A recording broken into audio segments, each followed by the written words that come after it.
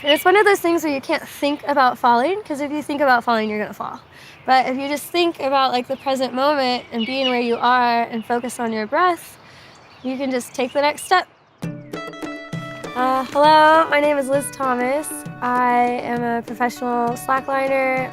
Slacklining is similar to tightrope walking, but it's on a slack line opposed to a tight rope or a cable. Normally you'll see it in a park and it's like strung between two trees, but I like to do what's called highlining, and you just put up a slack line in between two cliffs.